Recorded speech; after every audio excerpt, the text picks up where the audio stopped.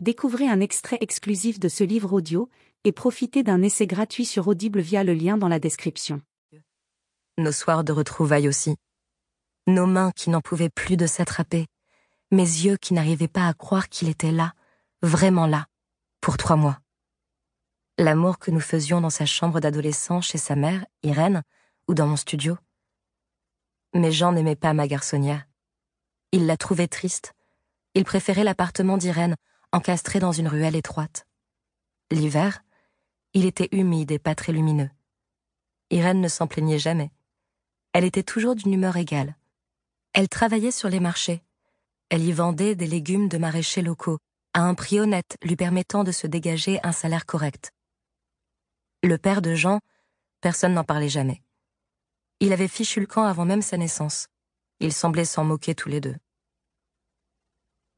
En 5 étés, j'ai appris à connaître cet appartement par cœur.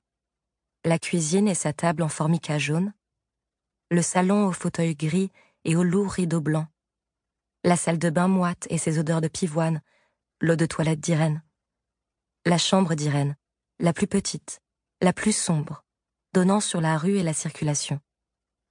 Irène a toujours prétendu que le bruit des voitures ne la dérangeait pas. En réalité, elle voulait laisser la meilleure des 2 chambres à son fils, même si celui-ci n'était présent que quelques mois dans l'année. La chambre de Jean avait une large fenêtre ouvrant sur la cour intérieure. Elle était sombre, évidemment, mais calme et plus spacieuse. Nous y faisions l'amour la fenêtre ouverte, les volets blancs laissant passer la brise de la nuit. Le matin, Irène nous préparait un café et achetait des pains au chocolat. Elle se faisait discrète, s'arrangeait pour nous laisser notre intimité. Dans le salon d'Irène, il n'y a que Jean sur les photos encadrées. Elle l'a élevé en enfant roi et en a fait l'adulte égocentrique qu'il est aujourd'hui, celui qui m'a annoncé « Je veux m'installer au Brésil. J'en ai ma claque de Marseille, des allers-retours en mer. Un copain peut me trouver une place à Sao Paulo. » Je n'ai d'abord rien trouvé à dire. Comment aurais-je dû réagir? Rire? Pleurer? Bégayer? C'était déconcertant, car il tenait mes mains entre les siennes comme s'il m'invitait à le suivre, comme si je faisais partie de son projet. Sao Paulo? Voilà tout ce que j'ai pu bredouiller ce matin-là. Jean a acquiescé avec un sourire de gamin surexcité. « C'est la chance de ma vie, Ève !» Il m'appelait Ève, un diminutif d'Evie. Moi, je préférais amplement Evie.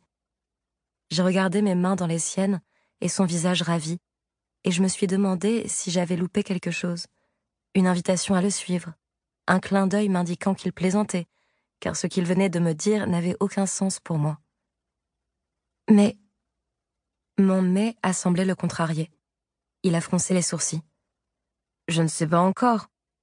J'imagine que tu pourras me rejoindre quand le projet aura abouti. » Le projet? On compte retaper d'anciens paquebots de commerce. On a des contacts là-bas. J'ai dû investir un bon pactole pour m'associer.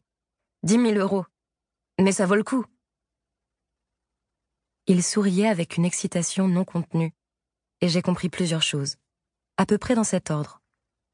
Il avait préparé ce projet depuis plusieurs mois, probablement bien avant son retour à Marseille. Il avait attendu nos adieux pour m'en parler, pour être certain de ne pas gâcher nos ultimes retrouvailles. Je dis bien ultimes, car j'ai réalisé qu'il n'avait aucunement l'intention que je le rejoigne. C'était écrit sur son visage.